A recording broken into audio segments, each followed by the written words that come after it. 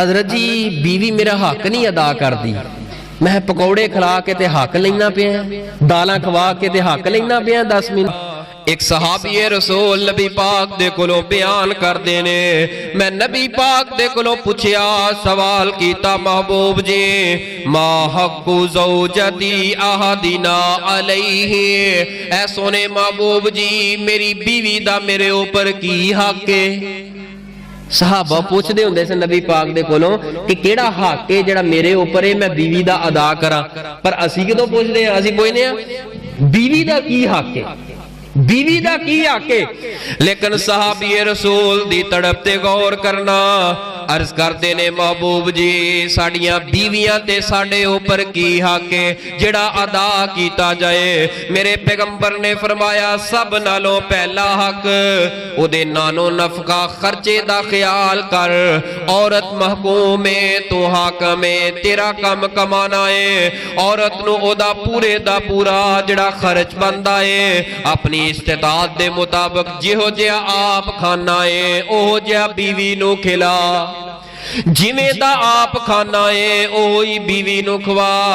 आप जाए बाजार अंदर मुर्गे चुरगे खा के आ जाए, घर दे अंदर बीवी बैठी है ते दाल पका के बैठी है, मैं नहीं खांदा दाल, कोई गल नहीं, मैं बस बाजारों लंघदा खाया सी यारां बेलियां दे कोलों, ओ तू बाजारों खाया सी जेड़ी घर दे अंदर लिया के बिठाई है एदा हक सीगा जिहो जिहा तू खादा है ओहो जिहा लिया के खवाए। खवाउणी दाल है, दाल दे ऊपर रख के बीवी नू कहे कि मेरी ए गल मन्ने, इन्हें तेरी गल कोई नहीं मननी। हजरत जी बीवी मेरा हक नहीं अदा करती, मैं पकौड़े खिला के ते हक लेना पिया, दालां खवा के ते हक लेना पिया 10 मिनट। तो बाजार जा बीवी वास्ते कोई सोहनी जी चीज लिया, मैं क्या भज भज के तेनू कवे ही ना भी घरों जाओ ना, तुसी रहो ही घर दे अंदर, वेला रहना है, काम करना कोई नहीं, किसी काम दे जोगा बंदा नहीं गा, ओनू भी पता है सिर तो लैके पैरों के नौवां तक एक किन्ने को जोगा है जेड़ा मैनू नहीं खवा सकदा, मैनू कुछ नहीं खवा सकदा, बच्चियां वास्ते नहीं कमा सकदा, ये वेला घर दे अंदर वो झिड़का ना खावे, लड़ाई ना होवे ते होवे होर की होवे उत्थे। बीवी हक अदा नहीं करती मेरे प्यारे भाईओ, बीवी ये हो ही नहीं सकता हक अदा ना करे।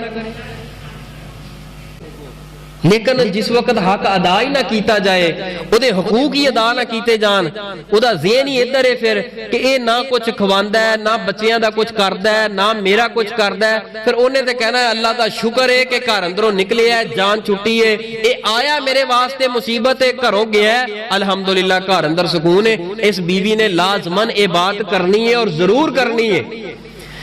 सब नालों पहला हक अच्छा सलूक कीता जाए, और अच्छे सलूक अंदर जिहो जिहा आप खाए ओहो जिहा बीवी नू खिला।